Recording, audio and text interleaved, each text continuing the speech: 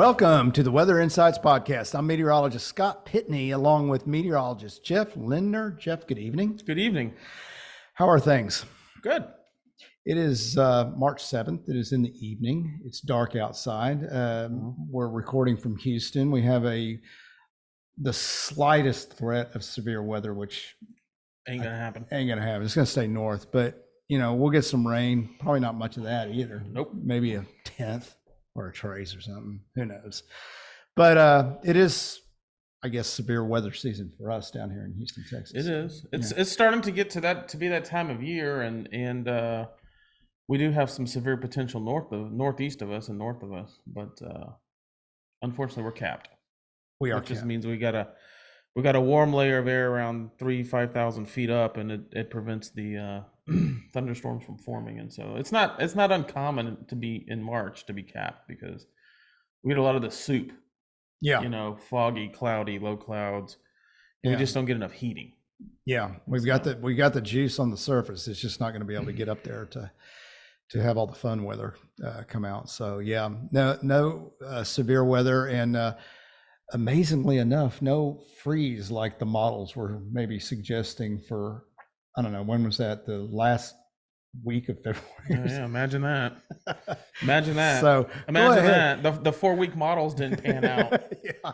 So if you're in the Houston area, anyway, feel free to plant away, folks. Tomatoes, whatever you like. It's all good. Be prepared to water it. Yeah. True. Just picking up right where summer left off. Right. Yeah. Going right back into La Nina, it looks like. Yeah, it's gonna be a mess. Is the National Hurricane Center going to be busy this year? Yes. Yeah. We're all going to be busy. Yeah. We're all going to be busy. We're all going to be busy. But it's kind of the hub for everything. So it should be an interesting summer. Yeah, we're gonna crank them out right and left. Okay. You got a number? Do you have a prediction number? No, it's going to be high though. It's going to be higher than that. I'm going to wait to hear from Colorado State. Well, let's see. We got AccuWeather's numbers came out, and I don't even remember what they were. 25 maybe or something like that. Yeah, they were kind of focusing on areas too. Texas and Louisiana, potentially hot spots and that kind of stuff. And there was some explanation why, where the high pressure is going to set up there, Bermuda High and all that stuff. But way too early, right? It's way too early. It's way too early. I mean, it's the first week of March. Yeah. And there's a lot of things that can even still happen to affect the seasonal forecast, which is the numbers that everybody hears about, thinks about. But the numbers, you can have 40. That doesn't mean you're going to get hit. So I really always caution people on the numbers and tell them, the numbers are the numbers, but it only matters if your area gets hit or where you're going on vacation or something like that. Yeah. Because there's certainly some things that are looking active for this hurricane season in the Caribbean and the Gulf. But an active Gulf doesn't mean Texas gets hit. We saw that in 2020. Yeah. Almost all the storms in 2020, very active Gulf of Mexico, were east of Texas. Louisiana. I think Louisiana had 4 hurricanes that year. Mm-hmm. Let's talk about, because you're right. All you can do is prep, right? So and nobody does that till the storm's coming. So right. So we encourage early season preparation. We lead them to water, but we can't make them drink. Here at Weather Insights, we hope and encourage and suggest preparation like May. But we all know also that most people are going to do it 2 days before the storm hits. So yes, we don't have the weather police to come by and check on you, so you're on your own. But here's what you should do, in my opinion, here on Weather Insights. Have a hurricane kit, but I wouldn't even call it a hurricane kit. I would just call it an emergency kit. It's the same thing. It's basically for power failure. Have supplies. Do that now. And don't book a cruise. Well, I mean, do's and don'ts. We don't want to ruin the cruise industry. So Well, here at Weather yeah, that's Insights, true. Yeah, that's true. we're That's going true. to. I came down a lot. I was a little hard on a specific industry. Go ahead and book your cruise. Just make sure you get the cancellation. I'd buy the insurance or whatever. Yeah, Whatever you can do with it. yeah, I mean, there it's you the go, the same thing if you're insurance. planning to go to Cozumel or Yeah. Cancun or Jamaica or Puerto Rico in August and September. I'd make sure you have the what is it, the trip insurance or something. Like that. Yeah, it was the only thing I could think of. That, So that was the opposite of doing. So what you don't do. But yeah, if you're by the coast, know your evacuation routes, and have a plan. Make sure you have a friend or a family member that would take you into their house for a week or two. I don't. And you live by me, so you're out. yep. That's all I'm gonna say. Again, this is usually a phone call when you're getting in the car. Hey, I'm on my way. Yeah. Oh, yeah. That was, during the freeze. That was pretty much it with my sister. We had the RV, but then the RV park froze up, and so I made that call. And she said, "Yeah, come on." But then reality set in when we walked in the door with the dog and everything, and then their power went out, so we were asked to leave the next morning. I mean, the good thing about hurricanes is we know what we're gonna get. You're not gonna have power. You're not gonna have cell phone service. If you're on the coast, you need to leave, and it's not as question mark as it was with the winter storm, where I don't think loss of power was on a whole lot of people's minds when it started sleeting and snowing and all that. Good point. Yeah. We know hurricane, we're gonna lose it. Yeah. And you got plenty of warning, folks. Yeah, we told you on Plenty of warning. March 7th to get ready. Yeah. What do you think about the new criteria they've laid out for watches and warnings, and the cone, the how far the winds are going to be? It's been a while since I've looked at the details. I think, I mean, I'm not really the person to ask. I guess our listeners are really the ones that we should be asking, because it's really for them. I mean, I can understand that hurricanes bring impacts inland. Yeah. And so, to me, the graphic is a little cluttered, but I know you can go back to the normal one. I don't necessarily know potentially how helpful adding inland counties for the wind part is. Because if you look at all the other graphics that are produced for hurricane and the hurricane packages, you got rainfall on its own graphic, you got storm surge on its own graphic. So instead of including wind on top of the cone graphic, why didn't they just develop a wind graphic for wind? And really the cone graphic that we're talking about, it's not necessarily telling you the wind speeds like the storm surge graphic or the rainfall graphic. It tells you how much rain they're expecting or how high the storm surge. It's just telling you you're under a warning. You're under a tropical storm warning or hurricane warning or whatever. And so why not come up with a wind graphic that says, 60 miles an hour here, 100 miles an hour here. I mean, there's graphics out there that are produced by vendors that show that. So I just think you could have added a wind graphic and not try to put that on the cone, because effectively they've put one aspect of a multi-hazard event on the cone graphic, right, which is wind. Yeah. And the biggest thing is most people already get the wind part. Right. It's the water part that's the challenge for a lot of us. That's the deadliest part, either the seawater or the rainfall water, and yet those are still on their own graphics. So, but I don't work for the National Weather Service, and they didn't ask my opinion, so that surprises me. Well, I guess that'll be a heavily discussed topic in a couple of weeks at the Tropical Weather Conference. It is going to be debated. I think probably the folks who are going to have the most say is probably going to be the TV media, the media part, because if they choose to show that, and if they choose to show it the way the Hurricane Center has it, it'll be interesting to see how cluttered it looks like on the TV. Yeah. In my opinion, you got to keep it very simple. Right. And I personally would not show that. for that reason. I mean, I'll look at it myself, like you pointed out, because it gives me talking points. But I'm going to stick to basic stuff that people can understand and will help them, as much as possible. But yeah, so it'll be busy, but prep's the same, in my opinion. It's always the same. So prepare, don't be scared. Right? That's Just prepare. Just be prepared okay. for anything. It doesn't have to be the hurricane. It's okay to be scared. It does, well, they're gonna be scared anyway. So I never tell people that. I just, Yeah. At some point, the scared and the panic sets in, and it's kind of every person for themselves.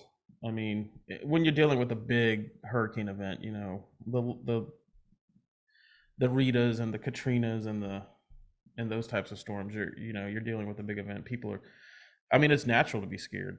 Sure. And so, well, yeah. I mean, we're not going to try to scare you. The storm's bad enough, at least me. Yeah. I don't know about other people, but I don't know about all the social meteorologists out there, but I mean, I'm just going to tell you what it is. And I personally think the worst part of a hurricane is the power failure afterwards and the just tremendously thick tropical air that's left behind with no air conditioning. Well, that I'm scared of. You could mitigate that by leaving or having a generator. You have time now to get a generator. Oh yeah. And do all that. What people should really be concerned about, I don't know if necessarily scared, but concerned about is the inland, the tree fall. On the coast, it's the water. And it's the water really anywhere. It's the water that can get you. Yeah. And we always brush it off. It's not just hurricanes, it's in a lot of aspects of stuff. We brush off. I mean, if you look at rip currents, brush that off. We have all kinds of fatalities with rip currents. People don't take water seriously. Yeah. And so you can get into trouble with water. Yeah. And it just, I don't know. Why do you think that is? Because is it because wind just graphically, when you look at videos, just looks so powerful and scary? And, is it a visual thing? Because water, as you know, it can just be 6 inches deep. And if it's moving fast enough. Well, I think for most of us, we play in the water. Yeah. Yeah. Pools, the river, the beach. Mm-hmm. The water is not killing us. Right. When we're in those types of situations for the most part. Yeah. Minus maybe the rip currents. But when you see tornadoes and hurricanes, what do you see? You don't see the street flooded with a car in it. You see the wind blowing, ripping the roof off a building, destroying stuff, stuff being torn up and destroyed. I mean, any movie you watch or any commercial, if you have the insurance commercials, they're not showing 6 inches of water standing in the street. They're showing buildings being blown apart. Mm-hmm. And so people, I think, a lot of times equate hurricane with wind. Wind is bad. Wind's going to tear my house down. And then there's this whole water aspect to it that is really the bad part, especially the storm surge and the seawater that comes in. And then obviously the freshwater flooding that can happen hundreds, if not thousands of miles away from where the hurricane makes landfall. And that's what catches a lot of people off guard. I mean, if we have a hurricane make landfall in Louisiana or Texas and it heads up towards Chicago, they're not getting hurricane force winds in Chicago or even tropical storm force winds, but they could easily get 10 or 12 inches of rain in the right setup.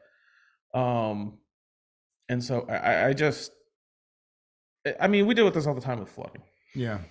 People just really don't take the water threat as seriously as they should. And I think it just is so surreal sometimes because you're driving by these places that you see every day and you just can't imagine it being underwater.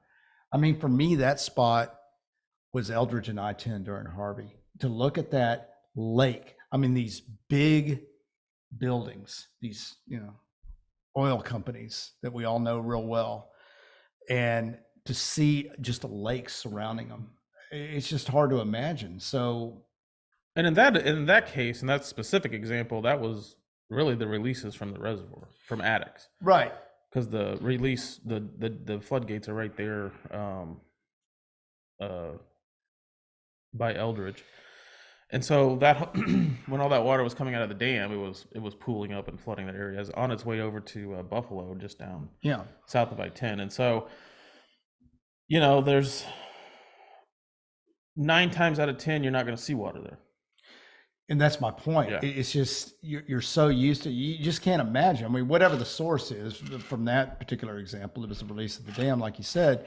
But there's been other flooding events where I-10 is just, it looks like a river, especially between 610 and downtown.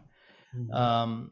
And there's so many people that move here that haven't experienced that, and so we get on there and try to tell them that it's the water is the issue, and that's why a lot of tropical storms aren't taken seriously. Oh, this is just a tropical storm. Oh, look, the winds are 45 miles an hour or whatever, and they don't think about the rain.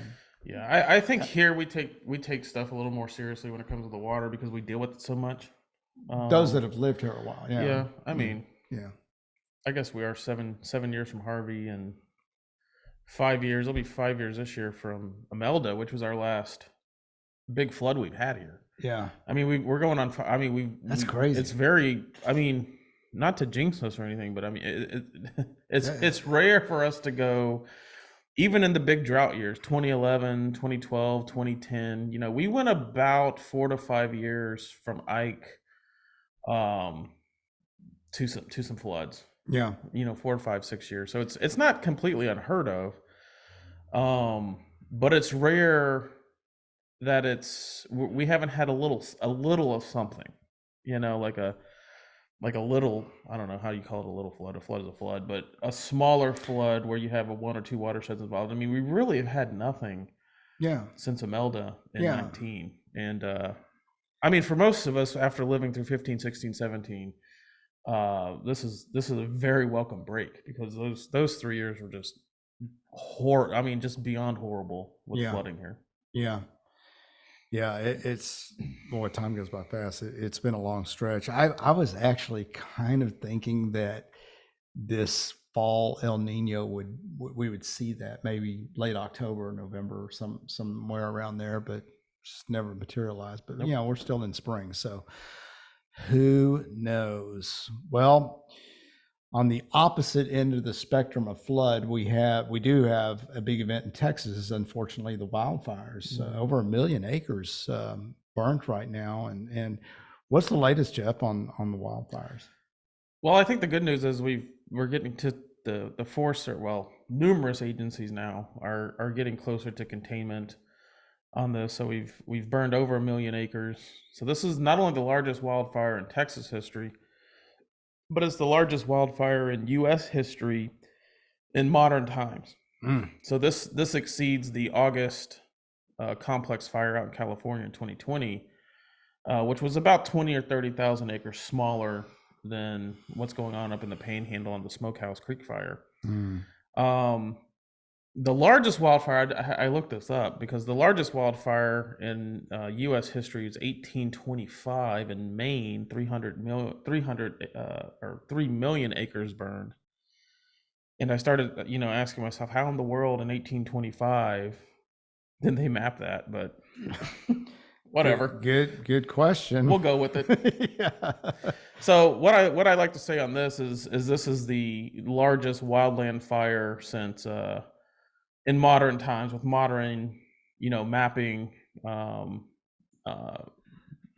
most of this mapping is done by aircraft and satellite, so obviously it's going to be probably a lot more accurate than 1825. But if we go back to the Monday that this fire started, because there was sort of what we call a Southern Plains wildland fire outbreak, and so this has been studied. Conditions were very favorable for this to happen. There was a lot of notice of the potential for wildland fire, western Oklahoma, Panhandle of Texas. And if you look at Southern Plain wildland fire outbreaks, it tends to be North Texas, the Panhandle, Oklahoma, Kansas, maybe Eastern Colorado, maybe up in southern Nebraska, but it's kind of this grassland prairie area of the southern plains. And it tends to happen this time of year. And you say, well, why in the world is it happening in February or March and not in summer? When most other wildfires happen, or the fall. Like if you think about California, the Western U.S., what we deal with here, it tends to be more in the fall and in the summertime. And the fact of the matter is that all these grasses up here, all this fuel, these prairie grasses are dead right now because of the winter freezes, because it's cold. So these grasses are dead. And regardless of what the soil moisture is, a lot of people, well, it's not that dry up there. They've had rain. They actually did have decent rain, which has last year and the year before that, which has led to this abundance of fuel of grasses.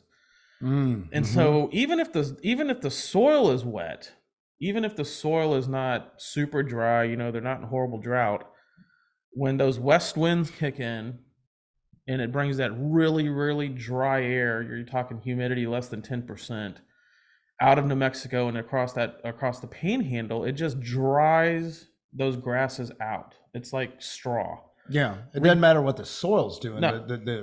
The fire fuel source Right. is dry and ready to burn. Dries it all out. Dries it everything out. And then you're blowing 50, 60, 70 miles an hour, which is what was happening on that Monday. And you're just sitting there waiting for the ignition source, and this is not all that different from what happened in Maui. Very, very similar setup, dry grasses, very strong winds, very low humidity. In this case, this was all grassland, rangeland. No mountains are involved like they had in Hawaii. But then you wait for your ignition source, and 9 times out of 10, it's somehow human involved. So we don't know the causes of all these fires yet. They're still in investigation. But we know it wasn't lightning. There was no storms that day. And so the chances are it was some sort of, the cause was some sort of human induced, be it electricity, power lines sparking. When you're talking 60, 70 mile an hour winds, power lines breaking or galloping in the wind and sparking is certainly happening. People, not paying attention, mowing, hitting rocks, people dragging chains. All of these are how these things start. And, Monday, several of these started. Monday was not the worst day. It was not the horrible day.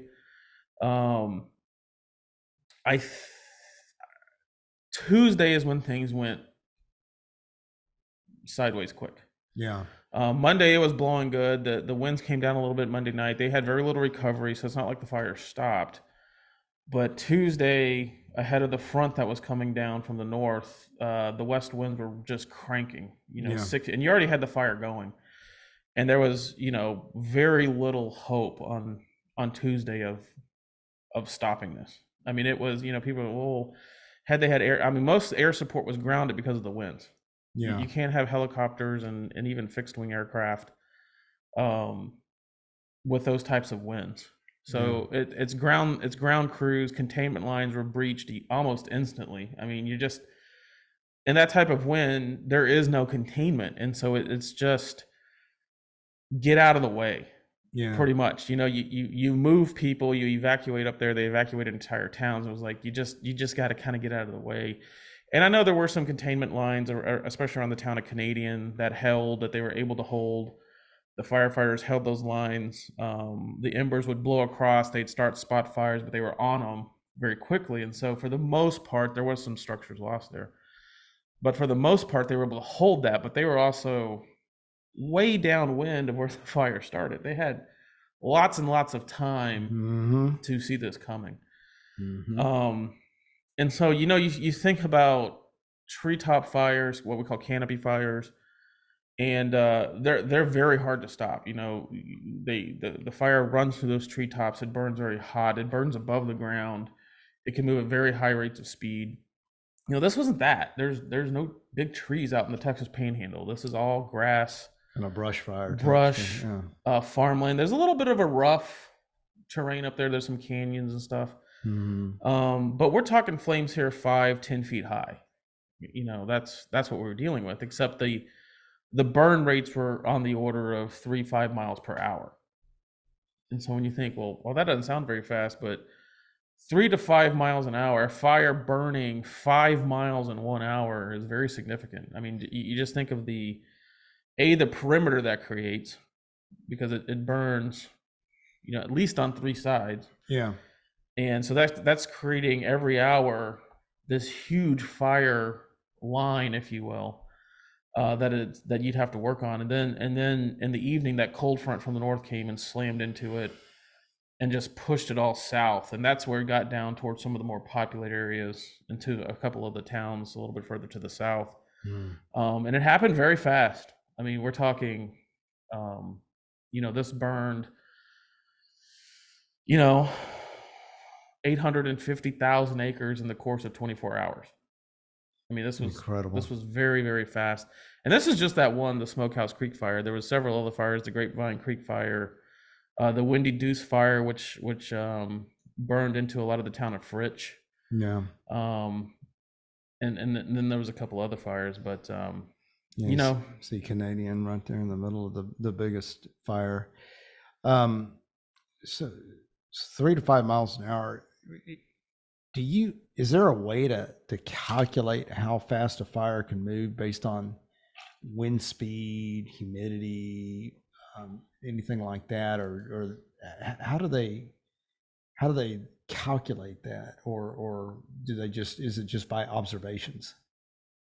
Yeah, in this case, it's usually observation. So you have both satellite and ground observations. You can track it on the radar. You tend to track the smoke more on the radar than the actual fire. But the satellite detection, what we call the hotspot detection, does a really good job of showing, where it's burning. And you can calculate rates from that. So I wouldn't necessarily say there's probably, wind is a big factor. Your fuel is a big factor, depending on what you're burning through. So grasses are going to burn very fast, but it's also over very fast. So if you think about a canopy fire burning through the treetops, that can burn very quickly. It can burn a lot faster probably than this. If you start talking about what you see in the western United States. Yeah, California, that's kind of where I was going with that, is that it's a completely different type of fire. Right. Yeah. So a lot of people said, well, how does this compare to the Bastrop complex fires? Because most of us remember the Bastrop fires in 2011. And so the Bastrop fire was more of a canopy type fire. It was driven by 45 mile an hour winds. This was in pine fuels, cedar fuels, some grass, but not a lot of grass. Tons of trees. But maybe, the fuel loading was more pines and cedar, which are like Christmas trees, especially when they dry out like we were in 2011. And so that fire burned very quickly through that canopy. And if you think about a fire coming, you see it coming, but what happens is the fire will actually burn past you in the canopy, and then the embers falling down is what eventually burns all the ground. So the houses, the litter that's on the ground, the pine litter and all that's the grasses that are on the ground, they don't necessarily burn with the first wave of the fire. They burn as the stuff drops that's burning above you. That is not what we were seeing in Texas Panhandle. I mean, you burn the grasses and then it's over and done. And so even though this is it's a much bigger fire area size. The Bastrop fire was 34,600 acres. So in comparison, the Bastrop fire is really not even a top 10 fire in the state of Texas. Yeah. With respect to size. But it was absolutely devastating with structure losses. Yeah. Well, more populated area. Much more populated area. And we lost something like 1,700 structures in the Bastrop fire. This fire, it's up around 1,700 structures have been lost, but a lot of these are not homes. They're outbuildings, they're barns, sheds, stuff like that. And I think 440 were completely destroyed. So some of that's homes, some of that's barns, some of that's other stuff, and all that. And I just read today that there's 6,600 cattle so far has been lost. This is cattle country. This is ranch country. And the biggest threat right now is not really the fire, it's the cattle. They Mm. have nothing to, if they are able to survive the fire, they have nothing to eat. Mm. Their Mm-hmm. their food source is gone. The ground is scorched. And until they can get a little rain and that grass can resprout, there's absolutely nothing up there. This is going to be weeks and weeks of supplementing Yeah, hay and lot of stuff. hay and Milo and all the stuff that cattle eat need to be brought in, and we'll there's ways that we can help with donations and so forth. We've got about 4 agencies or so that we'll post in the show notes if people want to help out, because yeah, it's a lot of acreage, kind of a low populated area, but it still got its news coverage because it was so large, which is good. I mean, in this particular case, news coverage is good because they're going to need help out there, Yeah. especially with the cattle. That affects everybody. Um, so going back to the Maui fire a minute, they you know that was basically the wind came off the mountains like a waterfall, basically. I mean, it was, I think, 90-mile-an-hour winds or so. And these were, as you said, 55, 60. But this was more like a southwest wind just caused by a gradient. It wasn't, I mean, it's on the leeward side of the Rockies, but it's way too far from the Rockies for that type of wind, like they had in Maui, to make a difference. Right, yeah. Yeah. I mean, you probably had some slope component here to a degree, but um it was just the gradient between low pressure passing to the north, um and that cold front coming down. So, the honestly, the winds we saw in the Panhandle were not anything extraordinary for them. They get high winds all the time up there. Sure. It's just when you overlay high winds across a fuel source that hasn't greened up yet, and this is the biggest challenge we have right now in the Southern Plains, and especially since we haven't had a lot of rain lately, is we're waiting on the spring green up. Mm-hmm. Once we get to the spring green up, this will help mitigate a lot of this, because it's not the big fuels that are having the problems. It's the fine grasses that were killed in the winter freezes that will burn if the winds are strong and the humidity's low. It's like straw. It's like tinder. Yeah. So once we can green this stuff up, a lot of this fire threat will generally subside, because the underlying conditions are actually not horrible. Mm-hmm. The soil is relatively okay with moisture, so but we just need the green up to come, and Mm-hmm. it's still early. It's the first week of March, and you're not going to get the green up there probably until, I imagine, late March, first part of April. Yeah, it's going to take a while.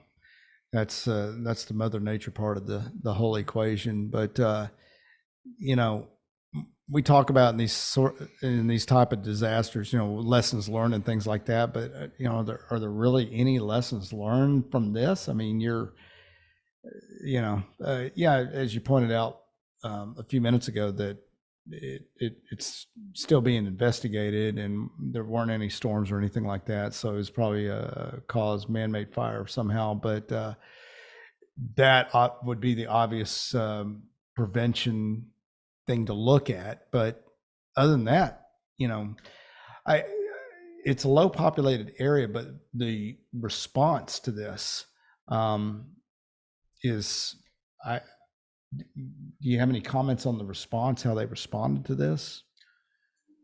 Well, I think the firefighting effort is what the firefighting effort is. Obviously, when you're in a potential for a wildland fire situation,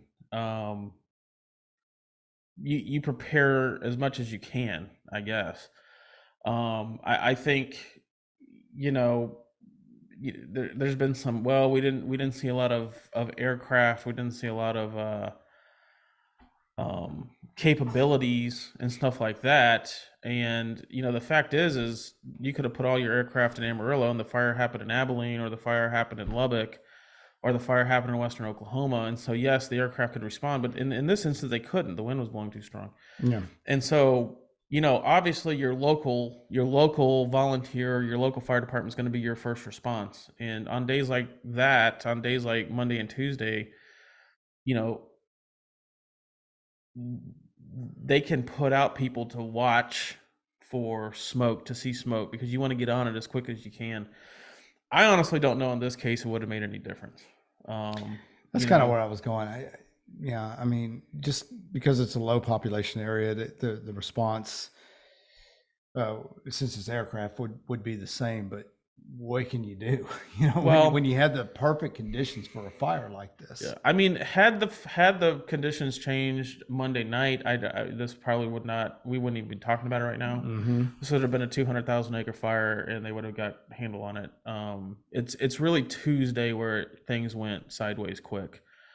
Yeah, because of the weather, and it was just beyond anything the locals could handle at that point. So now you're calling in state resources, you're calling in national resources, and it takes time to mobilize that, to get it up there. Even the firefighting aircraft, the what we call the large air scoopers, or the air tankers, they mostly come out of the Western United States. Well, most of them are in maintenance right now. This is not typically firefighting season. And so a lot of that is tied up. They're dealing with stuff with that, kind of like, when we take stuff down on the power system around here to do maintenance on it, we don't typically do it in the middle of summer when we're going to need it. And so this is the time of year you kind of do that stuff. And so they had to bring those resources in from Oregon and other places, and Texas military forces with the helicopters that can put the buckets on them. But again, you're fighting a rangeland fire, so it's a little bit different than fighting East Texas pine fires where there's trees. Yeah. Right. It's a different kind of fight here. Yeah. And the other thing is just the scope and scale of it. I mean, constructing fire line around, almost 1 million acres. You're cutting 2 or 3 counties, fence lines, property lines, roads. I mean, there's just so much logistics wise that goes into all that, because at the same time, fences are burning, you're bulldozing fences to cut fire line. Potentially that's letting cattle out to roam around and all this stuff and everything else. And so there's a lot of things going on. And then now the fires, for the most part, contained and out. The logistical effort of what comes next, with the hay, getting green up, getting water. This is again a very large amount of land, ranches, large amounts of cattle that logistically need a lot. Yeah. And so it's interesting because, a lot of people focus on the fire. Oh, the fire's out. It's all great, wonderful. Right. But there's a lot of things that happen in that recovery part that, because the news cameras go away, that a lot of people don't see, and the logistics that goes into that. Just like a hurricane and a tornado. We most of the coverage is prior to the storm, during the storm, and maybe a day or two after, and then they're gone. But it's the recovery effort lasts for years. Probably no different for those folks in the Panhandle. The only silver lining is that it is a low population area, and from that standpoint, it could have been much worse. Still, though, 2 fatalities and 4 firefighters were injured. So it's tough. But again, we'll post ways that everyone can help out. We'll post that on the Weather Insights website with the show in the show notes. So anything else on your mind tonight, sir? One thing I'll say about donating, go to those links, go to those sites, and actually look at what they need and not what maybe you want to send. And the reason we've been through this before, I've seen this before, and people in donations, very good faith and all that, will send stuff that really is not needed in this situation or in the situation. So what ends up happening is it becomes a challenge to sort through it, to then management. We call it donations management, and a lot of it ends up going to waste. And so please send, donate, what they're in need of, what they're asking for. And in a lot of these cases, it's the monetary donations that are really needed to get people over this hump before the insurance, can kind of kick in. And this is a little bit of a different case because it's more agriculture and ranch land, and so it's not your typical donations of clothing and items. Yes, that's needed for those who lost their homes, but those are the numbers are relatively small, and so just please look at the list and donate what they're really in need of, because if not, most of that stuff ends up going to waste. Yeah, great point. Great point. All right. Well, thanks everyone for listening, Jeff. Always a pleasure. Yes, sir. Until next time. Bye-bye, everybody.